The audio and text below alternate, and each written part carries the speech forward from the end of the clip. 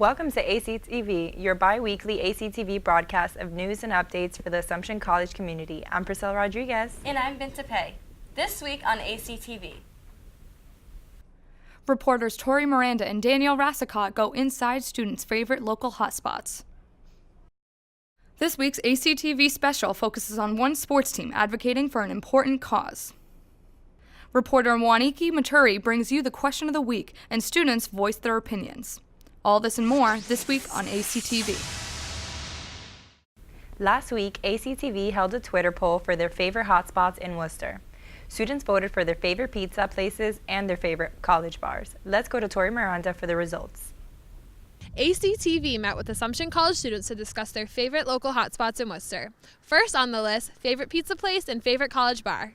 Students voted for their favorite hotspots on Twitter and the results are in. Blue Jeans won for favorite pizza place with 53% of the votes. Corner Grill came in second with Pepe and Volturno Pizza falling behind by a large margin. Students shared their choices with us and why. So for my answer, I chose Blue Jeans because I really enjoy the Buff Chick pizza. I voted for Blue Jeans Pizza, and I mainly voted for it because it's the only pizza place I really know. For Corner Grill because their chicken bacon pesto pizza is unreal. I voted for Volturno Pizza. It's like authentic Italian pizza rather than like what you would get from like a New York system, like a Blue Jeans or a Domino's or something like that. The infamous Leitrim's Pub took first place for favorite college bar. Leitz is an Assumption College tradition dating back several years, so there's no surprise with this victory. My favorite bar is definitely Leitrim's Pub. My favorite bar is Leitz because it's an Assumption tradition. I'm definitely going to agree with that. I feel like you never have a bad time. I really like the Loft because of karaoke night on Tuesdays. You can enter with friends or you can go solo and you can win money too. I would have to say Perfect Game. I just like the atmosphere of it. It was a lot of fun hanging out with everyone there. I really like Compass. They have like the bar separate from the dance floor so you can kind of like do your own thing there. Coming up next week, students will vote for their favorite restaurant and favorite diner in Worcester. Be sure to cast your vote on Twitter and check back with us next week for the results. I'm Tori Miranda, ACTV News. Thanks, Tori. Be on the lookout for future polls on ACTV's Twitter. Singer and songwriter Kesha has been in the spotlight since the days following her loss in court against Dr. Luke. As a producer at Sony Music and the executive producer for both of Kesha's albums, Dr. Luke allegedly abused Kesha sexually, physically, verbally, and emotionally. The lawsuit started back in October 2014, where it was looking to void Kesha's business contracts with Dr. Luke, granting her the freedom to work with other labels. Although Kesha lost the case against him, the TikTok singer's fans on Twitter have started the hashtag #FreeKesha movement, pleading for her freedom from Sony. Earlier this month, Season 9 American Idol winner Lee DeWise performed at Charlie's and blew students away with his phenomenal performance. Here's Aaron Keating with more on the event. For 15 seasons, American Idol has been entertaining audiences everywhere, finding raw talent across the country. Season 9 winner Lee DeWise visited Assumption on Saturday, giving an unforgettable performance. I was able to talk to Weekend Entertainment executive Katie Knox, who told me how the Campus Activities Board was introduced to DeWise at NACA. And Lee was one of the big performers at one of the showcases we went to, and our entire board agreed that we wanted Lee DeWise to come to Assumption because we don't really have a lot of singer-songwriters that are as well known as he is. He was within our budget, and since we do block booking with other schools, so if he was in the area, it brought the price down a little bit, and he was available during this date. There was a great turnout for this event, with many students excited to see a performer as famous as DeWise. I'm really excited for this event tonight. I'm sure it's going to be great. I love his music. He's a great singer, and the food's so good so far, so I'm expecting great things from CAB. They always put on great events. Not only did he sing, but Lee DeWise kept the audience entertained through his charisma and constant jokes. The performance was a success, and stay tuned to ACTV for more updates on CAB events. I'm Aaron Keating, ACTV News. Thanks, Aaron. Make sure to keep up with CAB to stay in tune with campus events. Marvel's newest superhero movie, Deadpool, opened in theaters on February 12th and is set to smash box office records. The movie stars Ryan Reynolds as mercenary Wade Wilson, who becomes Deadpool after an experimental cancer treatment gives him a healing factor, disfiguring his body. Deadpool made over $130 million during its opening weekend and is on track to becoming the highest-grossing R-rated movie of all time. Assumption students are hardworking, smart, and opinionated. Let's see what students think of Donald Trump's presidential campaign. Are you down for Trump or down with Trump? Here's Waniki with more on Question of the Week. Just a few months ago, the American people were wondering whether or not Donald Trump was serious about his presidential campaign. Now, with only a few weeks left until the Republican candidate is announced, Trump's campaign is showing no signs of slowing down, as he is the frontrunner of the Republican Party. ACTV decided to ask Assumption students what they think of him in this week's segment, Down with Trump or Down for Trump? Not a Trump fan. You can't be. Just not a Trump fan. I'm down with Trump. I would say that I'm down with Trump because I don't agree with his policies. They don't appeal to me as an African American male coming from the inner city. I'm gonna have to say I'm down for Trump. I like his enthusiasm and how he just says it how it is. There's some things that I agree with him, but then there's some things that I just don't agree with at all. Thoughts on Trump's policies? I think he speaks a good game, but he can't do a lot of what he says. I agree with Kevin. I think a lot of it's just being brought to the extremes right now, and we need to tone it down a lot. I find him kind of horrific, honestly. I think he needs to take it down a notch if he wants my vote. Oh my God, the wall's crazy. Like, what are you doing, Trump? Like, no.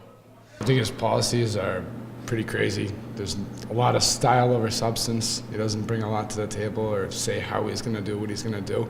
Just going for a lot of reactions, which is what gets people attention. I think he's just a little bit crazy to begin with, so the wall's just, it kind of blows my mind. I think it's a little dramatic, personally. I don't think it's necessary. Thoughts on Trump taking over JebBush.com? I mean, it's crafty. If Jeb's not going to renew his domain, it's kind of on him. That's just his fault. I honestly feel it was a good marketing scheme for Donald Trump to buy his website, but yeah, I don't have anything bad to say about it. I just think it was a good marketing scheme for Donald Trump. I am familiar with JebBush.com, and I honestly think that's brilliant. That is one of the funniest things I have ever seen. Wow, he's dominating, I guess. Dominating. Thoughts on Trump's hair? Awesome. Disaster. Flaky. Terrible. Pitiful. Golden. Although the consensus with participating Assumption students was appreciation for Trump's witty antics, many were not in favor of his harsh honesty or his brutal policies. What are your thoughts on this week's Question of the Week? Do you think Trump can prove doubters wrong and become the Republican candidate for this year's presidential election? Voice your opinion by tweeting your thoughts out to ACTV_news, and make sure to use the hashtag Question of the Week. I'm Waniki Maturi, ACTV News. Thanks, Waniki. Make sure to keep up with presidential campaigns to prepare for this year's election on November 8th, 2016. Sadly, this semester is almost at its end. However, the yearbook committee has spent all year capturing some of your best memories to put in the yearbook. Let's go to Rosalind Flaherty for the yearbook update. The Heights Yearbook Committee has been hard at work since September, putting together the 2016 yearbook. Cassie Wong, one of the committee members, says it's a year-long process putting the book together, ending in March. We have like deadlines, and then we go across. So like we'll have like an October deadline, a November deadline, and we have to like meet these deadlines, and we decide what pages go into each one. The committee gets most of their photos to put in the yearbook from big events happening on campus. We hire photographers to go out and make sure we get the best quality photos we can. They also ask students if they can use their photos from social media. Those are really handy for candid pages to really get an idea of like student life. The Heights Yearbook Committee for the past few years has been doing senior superlatives, where students can vote who they think should win certain categories like best dressed, male and female. Seniors could cast their votes on the portal, and the committee will be tallying up the votes later this week. We decided that this was a fun way to get the senior class involved in the yearbooks and might encourage more people to buy yearbooks at the same time. So far we've had good success. People get really into it. The yearbook runs for $85, and students need to purchase their yearbooks by the first week in March. Students received an email where they can buy their books. It's definitely worth it because there's going to be a lot of candid pages and a lot of senior photos because I've been hounding people like crazy to try to get them to send them in. So I feel like it's definitely worth it, something to look back on. Roslyn Flaherty, ACTV. Thanks, Roslyn. Make sure to get your yearbooks by the first week in March to savor your college experience after graduation this May. Assumption sophomore Brian Belleville competed for the Mr. Worcester title on Friday, February 19th at Union Station and took home the crown. With a performance including a cover of Adele's Hello, Brian won the hearts of judges along with the audience. As Brian accepted his sash, he told the crowd, "This isn't only a win for myself, but a win for Assumption." Now we turn to this week's ACTV special. The men's hockey team won their game earlier this semester, but most importantly, they played for mental health awareness. The Assumption hockey team raised over $3,000 for the National Alliance for Mental Illness in the Worcester branch. They teamed up with PAWS and the Student Development and Counseling Center to encourage students to get help. Here's more on the story. Every year, the Assumption College men's ice hockey team picks a worthwhile cause to bring awareness to. This season, they chose to fight mental illness.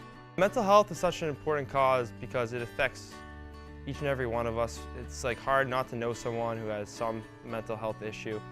But more importantly, people who suffer from mental health are afraid to speak up, afraid to get treatment. It's something that needs to be addressed. It's not like a sickness where you see the symptoms, sometimes people hide them. So I think people around campus need to be aware that sometimes you can't tell if someone actually has a problem going on inside their head. So I think we need to be aware that it's not very noticeable.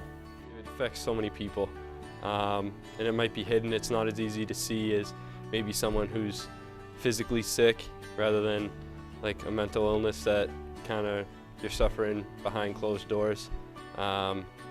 And it's really important just to help as many people as we can and spread the word. It's not talked about that much. We have a lot of other things, breast cancer and those types of things that definitely have dominated some charity fundraising things, and those have been great, without a doubt. We've supported those causes in the years past.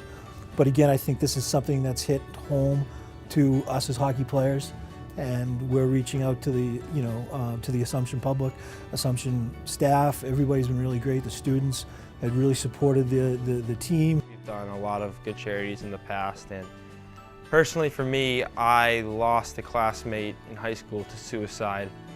And so over the summer, I proposed to the other seniors and the coaching staff a mental health game. And I didn't know what really to expect coming back. In the past, we've done diseases, cancer, autism, other things. Mental health is usually a very taboo subject, and they all knew somebody or knew of someone who suffered from mental health, lost someone to suicide. And they're 100% behind the project, and it just took off from there, and it was awesome to see. We actually partnered with PAWS on campus and the SDCC, and PAWS is just the awareness and wellness group on campus. If you have any sort of concerns about any sort of wellness, obviously we were focusing on the mental illness side of it. And then we also partnered with the SDCC, who has counselors, and if you're ever struggling student-wise on campus, that's the great thing about Assumption is that they always offer help. They'll talk to you whenever, wherever, and that's really great. It's something that Assumption should be really proud of, and the students of Assumption should really take advantage of. So starting the conversation was our biggest thing. So we made T-shirts, bracelets. We had a raffle at our game, and all that money will be donated to the National Alliance for Mental Illness, the Worcester branch. We played the game, wore the jerseys, raised over $3,000 for it. So I think if everyone can educate each other on it, whether it's someone that is struggling with mental illness, or whether you're just trying to spread the word across campus, whether it's at home or at campus, I think everyone, if you talk about it, that's the biggest thing. We're here talking about it. You should be too. Don't bottle it up and go seek help for sure. By spreading awareness about mental health, I saw when people were grabbing the brochures and buying the T-shirts, people started talking about it. And if that saves one life, that's awesome, and we made a difference. And at the end of the day, that means a little bit more than the wins and the losses in the long run. Just keep your eyes open on campus. You can make someone's day just by a simple compliment, or you never know who's suffering from what. Everybody has their own battles, and just go through the day trying to be a blessing to someone. Hashtag start the conversation. To start the conversation. Hashtag start the conversation.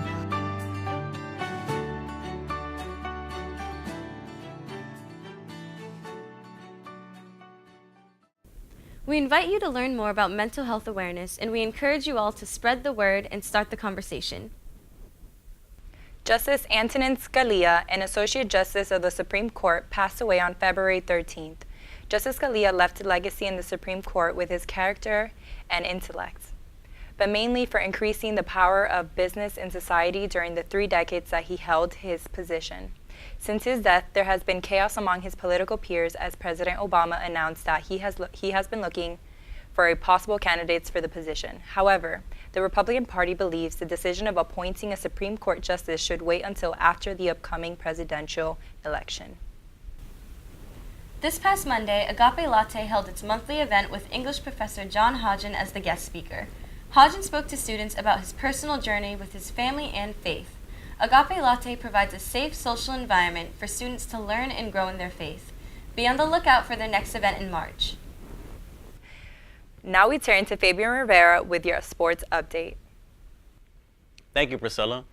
On February 20th, the Lady Hounds took down St. Michael's for their season day game with a score of 63-55. Leading scorer was captain Kenley Conley with a 14-point game. Before the game started, seniors Conley and Anne-Marie Adusui were recognized for their 4-year dedication to the team. The team's last game was held Tuesday, February 23rd, where the Lady Hounds fell to Franklin Pierce 76-60. But will travel to Southern Connecticut for the NE10 quarterfinal game on February 28th. Now we turn to this week's sports feature where we follow the men's and women's basketball team in their annual event, Pink Night, for breast cancer. The girls and boys basketball teams hosted Pink Night games last week to support and bring awareness to breast cancer. We try to all wear a pink headband and pink laces and really just try to bring awareness through the game. The Women's Basketball Association chooses the month of February as its Breast Cancer Awareness Month. All the teams in the Women's Conference host a Pink Night game, and the Assumption team has been doing it for about 10 years. Within that time frame, you get to choose a game to sort of target that, to make people aware. Darian Chu of the boys team talks about why having this game is important. I think it's important because, especially us as athletes, people kind of look at us to represent the school. So I think that us being athletes and the platform that we're on is important so that the whole school can get the message that breast cancer and all forms of cancer are important.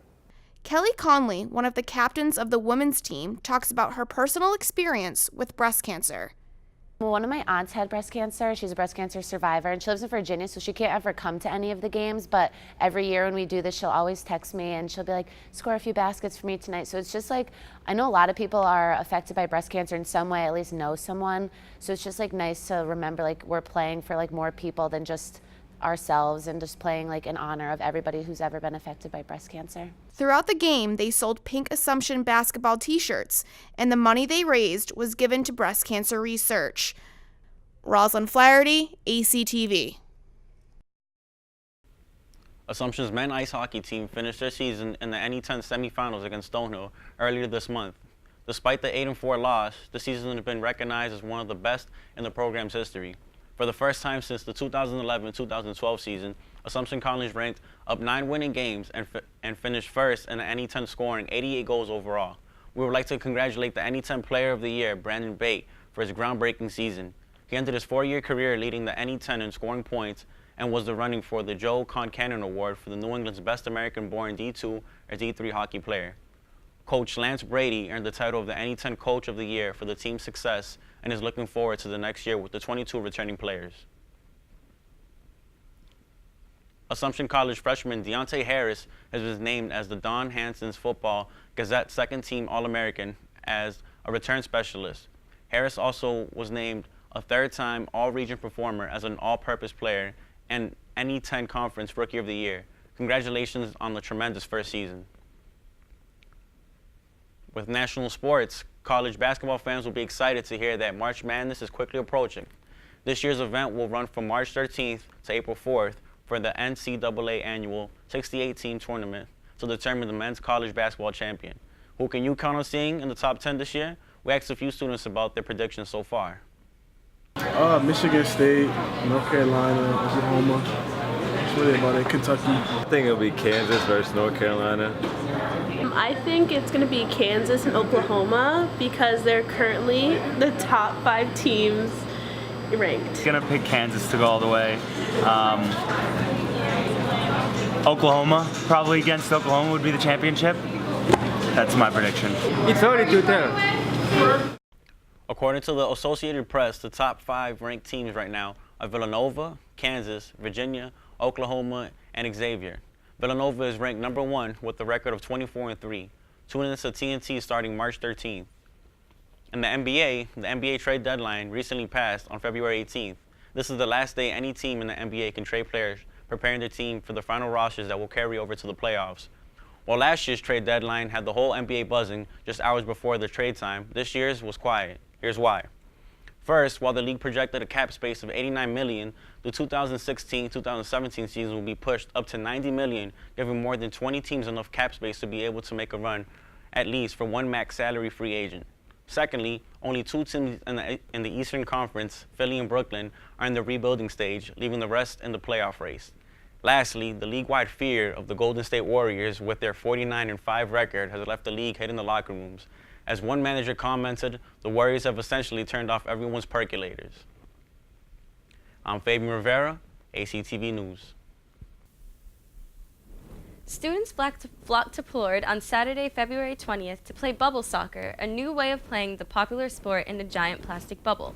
This event, sponsored by the Alumni, Des, and Valley residential staff, was an opportunity for students to come together, form teams, and have fun. There is no better way to start off the new year than receiving some exciting news. One Assumption student was notified of results she would never forget. Ending cancer treatment and getting back to having a normal life is actually really, really hard. In December 2014, Assumption junior Olivia Bowie was experiencing hip pain, and after a trip to the chiropractor, she realized it was not a result of a bone-related injury. 2 weeks later, Olivia was admitted to the Dana-Farber Cancer Institution, where she received the news that her pain was actually a rare form of stage 4 soft tissue cancer. I really just remember waking up from the biopsy and everyone was crying and I was like, I don't know what's going on. With the help of her family and friends, Olivia continued to stay motivated through her journey. Her track coach constantly encouraged her to keep a PMA, positive mental attitude. Both her parents have been her biggest supporters, helping her stay strong through every step of the way. Every single appointment with me, even when I was at school and I'd just take the commuter rail in to go get a transfusion or something, I'm like, Mom, I'm not getting chemo, you can stay home, you don't have to come. And she's like, no, come. Olivia has inspired so many people, and her mother told ACTV that she has learned so much about life, love, family, friends, and strength from her this past year. She has done all the work and taught so many of us how to get through life struggles with grace and a smile. After 54 weeks of aggressive chemotherapy, 50 days of radiation, and several hospital admissions, Olivia announced she was cancer-free on January 22nd. During this time, her father told her, after conquering this, you can do anything you set your mind to. For now, Olivia's plans for her future are not concrete, but she hopes to graduate and work with adolescents who share a similar story, eventually working with terminally ill children in wish foundations such as the Jimmy Fund. I'm Juliana Abrantes, ACTV News. Thank you, Juliana. What an inspiring story. Spring ball tickets go on sale next week for $50 per ticket and $90 for 2. Seniors can start purchasing tickets Monday, February 29th from 6 to 8 p.m. in the Alaska lobby and can be purchased up until March 3rd. The Black Tie-themed affair is on April 8th with plenty of lavish entertainment to look forward to. Make sure to stop by Alaska and pick up your tickets fast. That concludes this week's segment of ACTV. This broadcast was brought to you by the ACTV Club and the services of the De Pasquale Media Center. ACTV airs on WACT Channel 2.3 every other Tuesday. Make sure to follow us on social media to get news updates and reach out to us with your ideas or comments. You can find us on Facebook, Instagram, Twitter, and YouTube by searching ACTV News. I'm Pinta Pei. And I'm Priscilla Rodriguez. Thank you for watching. I'm gonna start. This guy's staring at me. Yeah, I mean, sir. Welcome to Channel 9 News. I'm your host, Erin Keating. No, what's my stage name? I'm outside. You have a stage name? Okay. Okay. Oh, okay, so you want like a different name? Yeah, okay. What just happened? What just happened? Okay, America. Audience on their feet through his charisma and constant jokes. On their feet? This isn't a basketball. My favorite bar is Leisham's Pub. My favorite bar is Leisham's Pub because it's great prices for beer, it's so fun, the bouncers are wicked nice. Hello? Can you hear it? On February 20th,